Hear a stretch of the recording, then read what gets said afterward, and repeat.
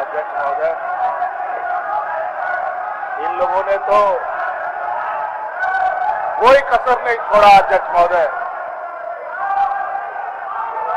आप इससे अंदाजा लगा सकते हैं अध्यक्ष महोदय, देश को बेचने के साथ साथ इन लोगों ने झंडा भी बेचना प्रारंभ कर दिया। जीवन में कभी तिरंगा झंडा तो इन लोगों ने फहराया नहीं अध्यक्ष महोदय, लेकिन इस देश का लोकतंत्र को बेचने का लगातार 2014 से प्रयासरत है। अध्यक्ष महोदय,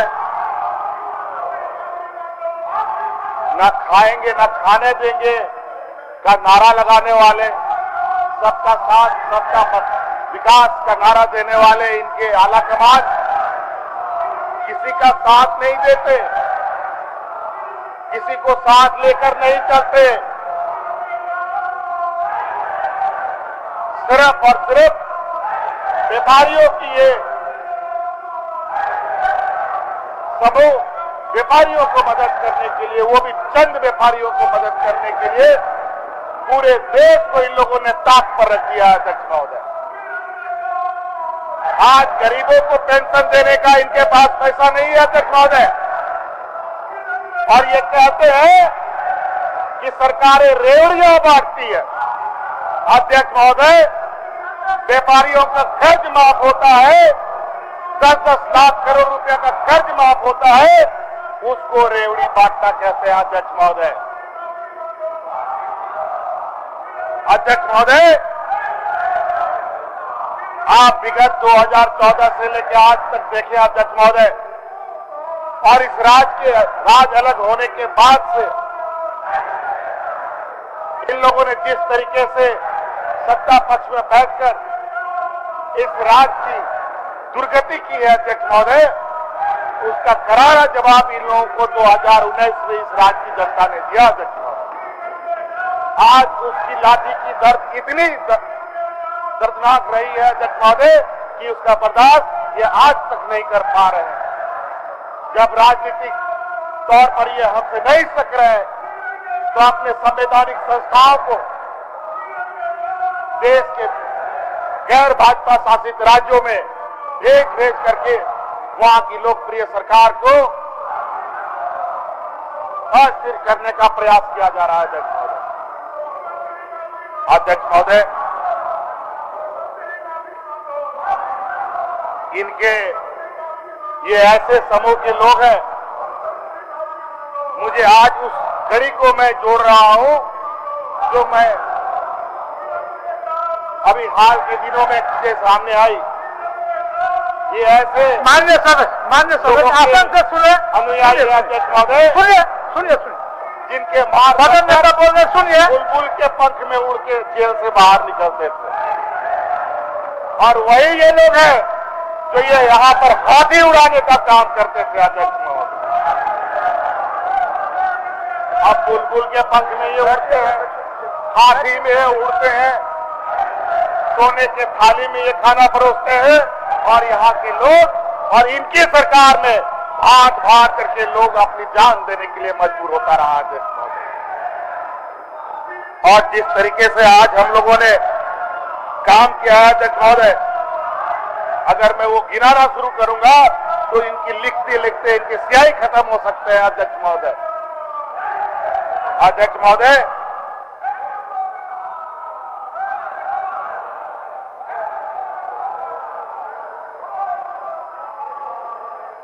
आज इस सरकार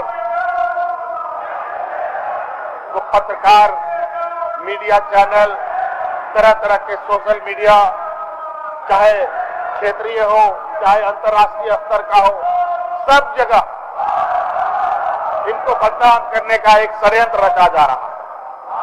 आज यहाँ के इस राज्य के भी बड़े बड़े पत्रकार, लेखक को मैं बहुत उनकी आज की उनके एडिटोरियल और उनके जो अखबारें छपते हैं, उनको मैं बहुत गंभीरता से देखता हूं कि वो किस तरीके से राज्य की जनता और राज्य की राजनीतिक गतिविधियों पर नजर रखते हैं और उसको प्रकाशित करते हैं।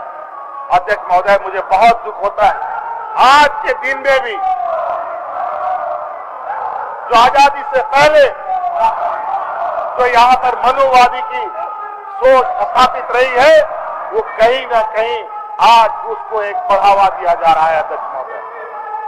जहां हम संविधान की कसम खाते हैं, जहां लोकतंत्र की कसम खाते हैं अध्यक्ष महोदय, जहां पर जाति, धर्म, नस्ल, रंग, भेद को छोड़कर ही देश का विकास हो सकता है, इसकी कसम खाते हैं अध्यक्ष महोदय, ये वहीं पर हिंदू, मुस्लिम, सिख, ईसाई का नारा लगा करके देश को भाग भाग में बांटने का काम कर रहे हैं।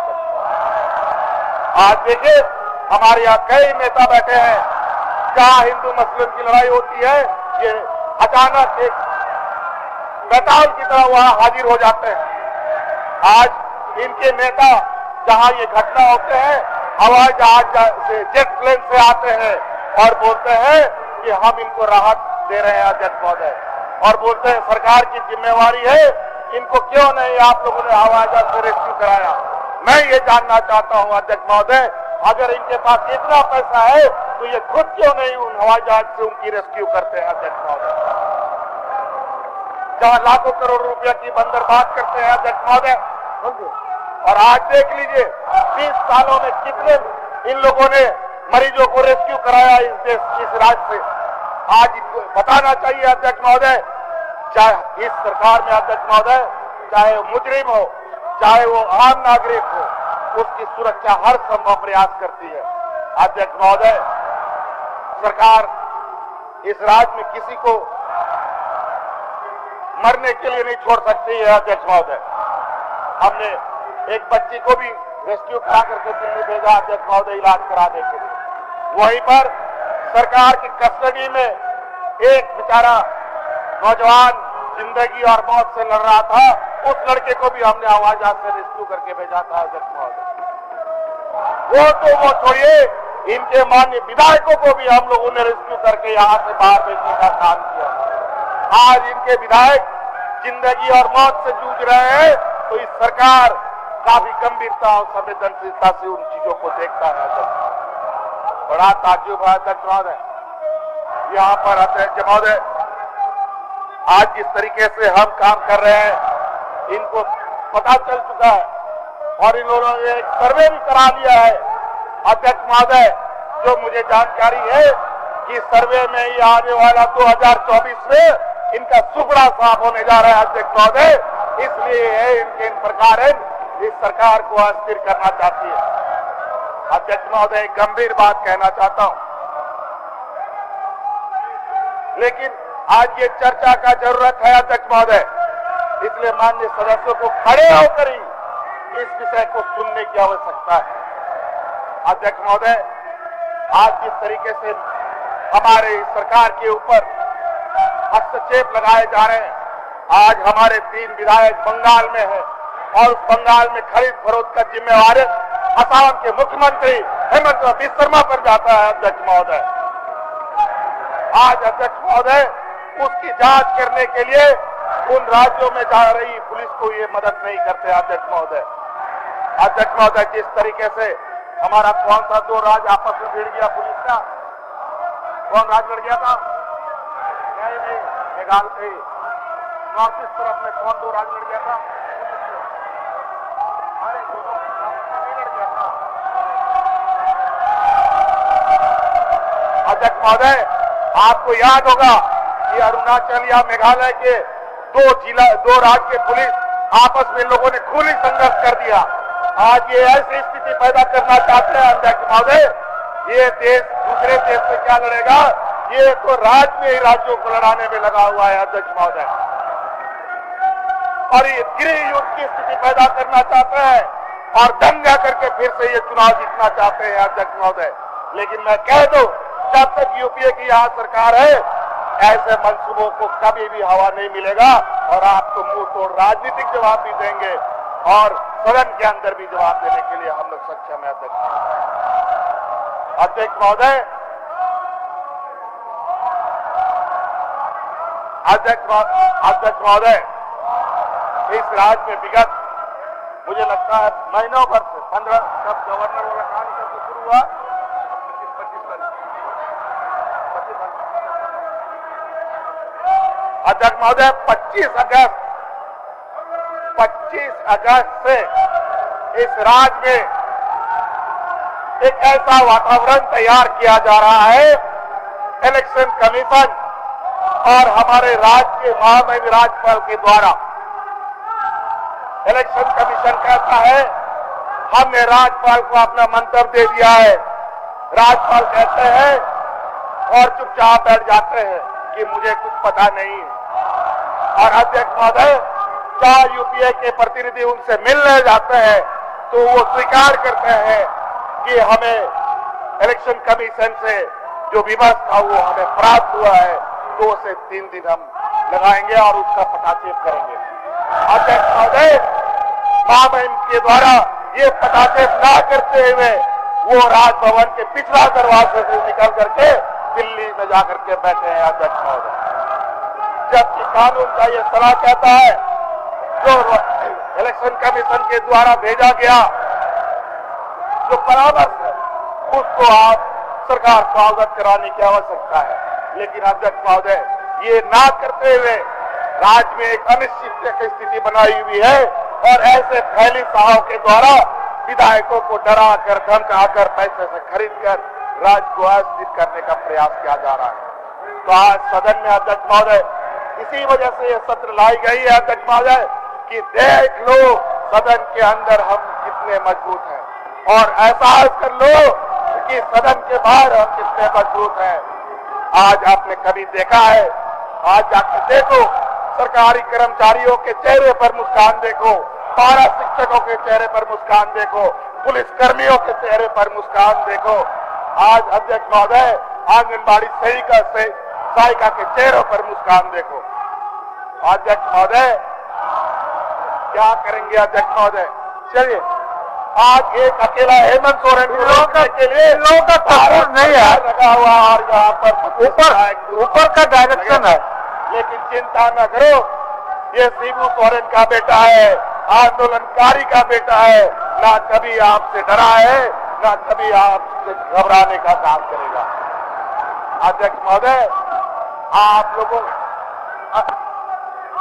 अध्यक्ष महोदय इनको बताना चाहिए भारत सरकार को हम लोगों ने सरना कोर्ट भेजा है, उसका क्या हुआ वो बताओ। सरना कोर्ट क्यों नहीं लागू हो रहा है?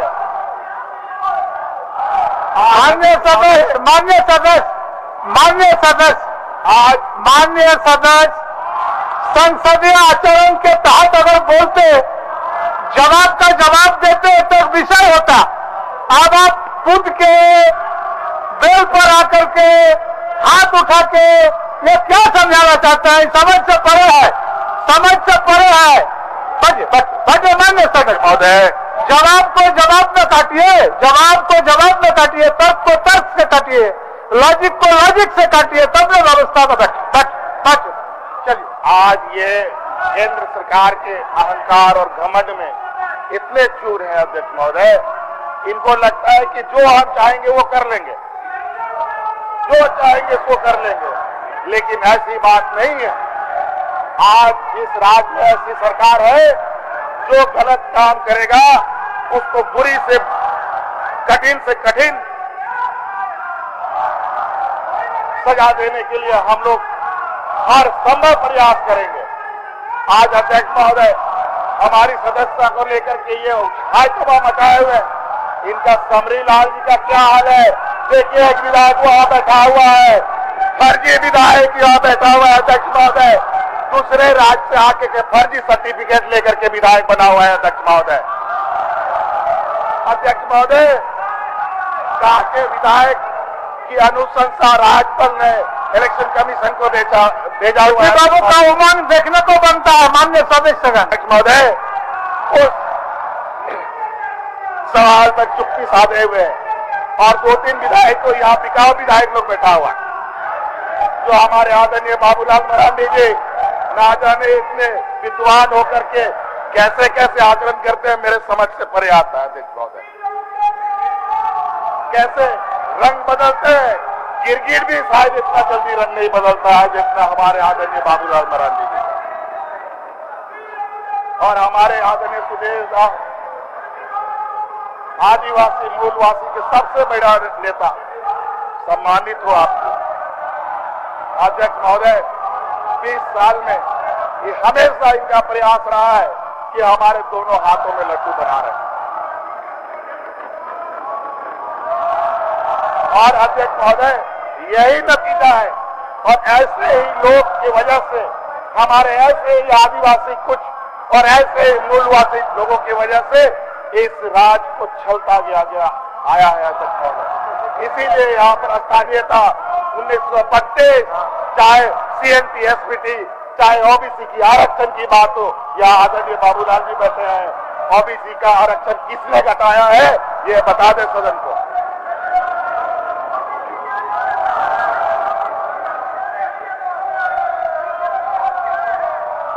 अध्यक्ष महोदय,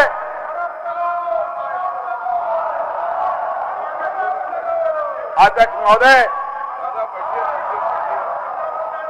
आप बैठिए। सीपी बाबू थक गए, सीपी बाबू बैठिए। अध्यक्ष महोदय, इनके विपक्ष में भी इतने नौटंकीबाज और नए नए चेहरे वाले लोग हैं, इनको पहचान पाना बड़ा मुश्किल है। इनकी जो शाखाएं चलती है, उन शाखाओं में आदिवासी, दलित, पिछड़े, अल्पसंख्यकों को कैसे बेवकूफ बनाया जाए, इसकी एक ट्रेनिंग लेते हैं अध्यक्ष महोदय। अध्यक्ष महोदय, अभी इनका कुछ दिन पहले यहाँ पीरटाड़ में इनको प्रशिक्षण दिया गया था। हमने उसमें देखा, मुझे जो खबर आई, इन्होंने अपना बैकड्रॉप बनाया 32 का खतियान, झारखंडी पहचान। मैं सदन से आश्वस्त करना चाहता हूं सदन को, और मैं विपक्ष के साथियों से कहना चाहूंगा, 1932 और OBC के मामले में बहुत जल्द सरकार आगे बढ़ने जा रही है। इसको आप भारत सरकार से करा के लेके आना। आप भारत सरकार से करा के ले आना, सरना कोड लागू करवा के ले आना, हमारा 32 के खतियान के आधार पर निर्णय करवा के आना, और OBC के आरक्षण के संदर्भ में निर्णय करा करके आना। अध्यक्ष महोदय, हमारे यहाँ के लोग कुछ क्या बोले, कभी कभी हमारे आदिवासी भाई, मूलवासी भाई के बारे में मैं कुछ बोलता हूँ तो मुझे ना जाने क्यों लगता है अध्यक्ष महोदय, मैं अपने हाथ को काट रहा हूँ अध्यक्ष महोदय। मैं अपने शरीर को नोच रहा हूं अध्यक्ष महोदय। लेकिन यहाँ के चंद जो इस तरीके के आचरण करने वाले नेता हैं, वो इस तरीके से अपने आप को कभी इधर कभी उधर ले जा करके अपने आप को देश के और राज्य के समक्ष और जनता के समक्ष प्रस्तुत करते हैं कि बेचारे और यहाँ के झारखंड के सरल सीधे साधे आदिवासी दलित पिछड़े लोग इनके चाल में आ जाते हैं। समझ में नहीं आता इनको कैसे ठगा जाता है। उस दिन अंकिता सिंह यहाँ दुख व्यक्त करने गए, 3 ब्राह्मण वहां पहुंचे, निशिकांत दुबे, मनोज तिवारी और कौन शर्मा, कपिल शर्मा। और तो और कमाल की बात है, वहां स्थानीय सांसद सुनील सोरेन को छोड़ दिया। और जब हमने इस बात को सवाल उठाया, जब दूसरी एक घटना घटी, बाबूलाल जी ने तुरंत सुनील सोरेन को अपने बगल में बैठा लिया, पहुंच गया। अध्यक्ष महोदय, इनका जो चेहरा है अध्यक्ष महोदय, इतना भयावह, इतना डरावना और इतना क्रूर है, इसको पहचानना इतना आसान नहीं है। लेकिन सत्ता पक्ष इनके क्रूरता को और इनकी सोच को भली भांति जानता है अध्यक्ष महोदय। इसलिए आप लोग चिंता ना करें, अगली बार जीतना तो छोड़िए, आप लोग अपना जमानत बचा लीजिएगा, यही बहुत बड़ी बात होगी। चलिए, हो गया। अध्यक्ष महोदय, इनकी चिंता है राज्य में सुखाड़ है, सुखाड़ पर सरकार को चिंता नहीं है। अध्यक्ष महोदय, आज ये सद सुखाड़ के चर्चा के लिए भी तैयार था अध्यक्ष महोदय, लेकिन जो स्थिति है इनकी अध्यक्ष महोदय, इनको करना धरना कुछ नहीं है, इनको लूट कर खाने की आदत रही है अध्यक्ष महोदय। दाल लगाएगा कोई, काटेंगे ये। अध्यक्ष महोदय, ये वही सामंतवादी लोग हैं और वही मनुवादी लोग हैं जिनकी वजह से आज तक इस देश का न आदिवासी, न दलित, न पिछड़ा आगे आ पा रहा।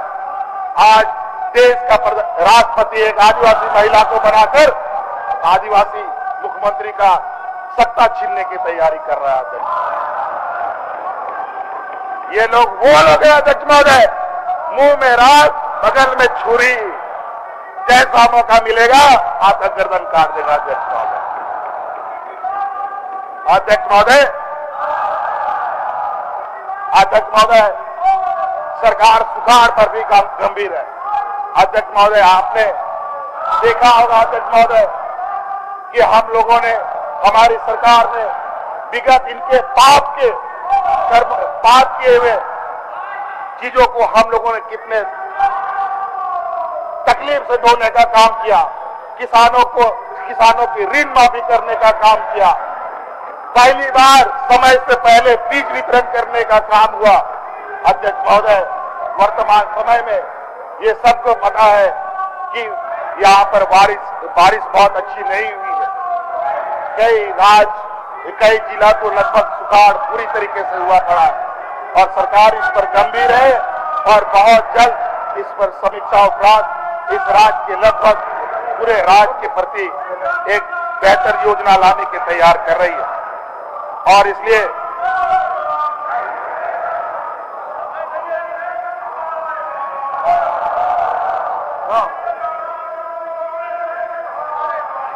अध्यक्ष महोदय और भी सुनेंगे। और अध्यक्ष महोदय,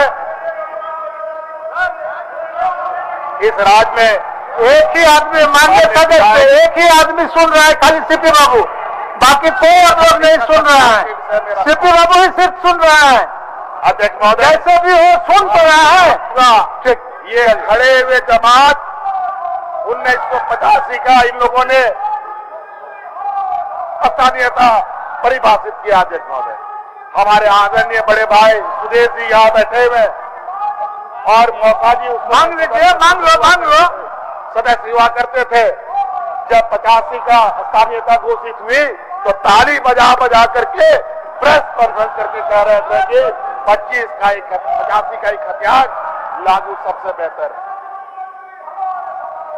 अध्यक्ष महोदय, क्या मतलब अगर एक व्यक्ति की अगर हम इनकी पर्चियां खोलने लगे अध्यक्ष महोदय, तो ये सत्र एक दिन का नहीं, एक साल का विदा करना पड़ेगा आपको। लेकिन आप लोग चिंता ना करें, आपको इस सत्र के माध्यम से ये दिखाना चाहते हैं, ये एहसास कराना चाहते हैं कि आप चोरी डकैती करने से कोई काम नहीं चलेगा, डराने धमकाने से काम नहीं चलेगा, खरीद बिक्री आप पैसे का ताकत ना दिखाए। अब इस राज्य की जनता जाग गई है और आने वाला समय में विधानसभा तो बाद में होगा, लोकसभा में ही इसका परिणाम आपको मिल जाएगा। अध्यक्ष महोदय, मुझे लगता है अध्यक्ष महोदय, भैंस के सामने बीन बजाना, इनके कान में नार कुछ भी नहीं रिंगने वाला। ये वो लोग हैं मुंह में राख, बगल में छुरी, और ऐसे चालाक चतुर लोगों के साथ बहस करना बहुत ज्यादा से हितकर नहीं होगा। अध्यक्ष महोदय, सरकार की मंशा साफ है और हम चाहते हैं जो भी आपको हथियार चलाना है, जो भी आपके षड्यंत्र है, सामने से वार करो, पीठ पीछे वार करके क्या अपने आप को साबित करना चाहते हो? आप लोग आइए आमने सामने, और आज राज्य के महामहिम को भी इसका पटाक्षेप करना चाहिए कि राज्य के मुख्यमंत्री के ऊपर क्या आरोप लगे हैं, और उसका पूरा मुंहतोड़ जवाब देने के लिए भी और उसका कानूनी जवाब देने के लिए भी सत्ता पक्ष पूरा तैयार और एकजुट खड़ा है। इसलिए चूहों की तरह ओछी काम मत करें, छोटे छोटे कुतरने का बड़ा काम करने का कोशिश कीजिए। और आज देख लीजिए राज्य की जनता के चेहरों पर, आम नागरिकों के से बात करके जाके देखिए, दंगा करके किसी का भला नहीं हुआ। अध्यक्ष महोदय, आग लगा करके कभी भी राज्य का विकास नहीं हो सकता। और देश का प्रधानमंत्री जो देश के आधे राज्यों से लड़ रहा हो, उससे द्वंद्व कर रहा हो, देश का खाक विकास होगा। अध्यक्ष महोदय, इस देश में सबसे अधिक 90% ड्रग्स सप्लाई होता है तो अदानी के एयरपोर्ट से होता है, लेकिन कोई एडीसीबीआई नहीं जाता।